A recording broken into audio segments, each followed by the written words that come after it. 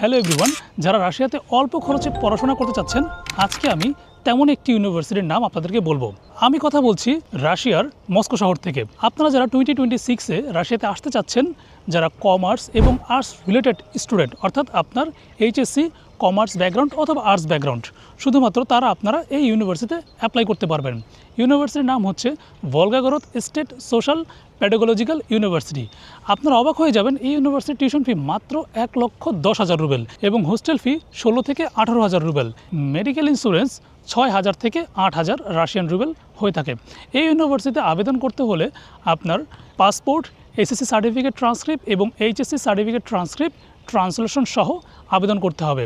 আপনারা চাইলে সার্টিফিকেট বাংলাদেশ থেকে ট্রান্সলেশন করতে পারেন, কিন্তু পাসপোর্টটা আপনারা চেষ্টা করবেন সবসময় রাশিয়া থেকে ট্রান্সলেশন করার জন্য। এই ইউনিভার্সিটির ডরমিটরি ভার্সিটি থেকে মাত্র 5 থেকে 6 মিনিট ওয়াকিং ডিস্টেন্স। এই ইউনিভার্সিটিতে অ্যাপ্লাই করতে হলে অবশ্যই কন্ট্যাক্ট পেপার আসার পরে আপনাকে ফুল পেমেন্ট করতে হবে। রাশিয়াতে ইনভাইটেশন ফি 960 রুবেল, অর্থাৎ আপনি যখন অ্যাপ্লাই করবেন, ইনকেস যদি আপনার ভিসা না হয় তাহলে 960 রুবেল টাকাটা ডিটেক্ট করবে এবং বাকি যে পেমেন্টটা এটা আপনি রিফান্ড পেয়ে যাবেন। ইউনিভার্সিটিতে অ্যাপ্লিকেশনের জন্য আপনার রেজাল্ট 3.5 হতে হবে। আইএলটিএস বা ব্যাংক স্টেটমেন্ট কোনো কিছুরই প্রয়োজন নাই, যেহেতু আপনি এখানে প্রিপারেটরি কোর্সের জন্য অ্যাপ্লাই করবেন। প্রিপারেটরি কোর্স শেষ করার পরে আপনারা ব্যাচেলর এবং মাস্টার্সের জন্য অ্যাপ্লাই করতে পারবেন। এই ইউনিভার্সিটিতে ম্যানেজমেন্ট, ইকোনমিক্স, ট্যুরিজম এবং হিস্টোরি রিলেটেড সাবজেক্ট রয়েছে। যারা কমার্স এবং আর্টসের স্টুডেন্ট, শুধুমাত্র তারাই এই ইউনিভার্সিটিতে আবেদন করতে পারবেন। ইউনিভার্সিটি থেকে আমাদের সর্বোচ্চ আমরা 8 থেকে 10 জন স্টুডেন্টের ফাইল সাবমিট করতে পারবো।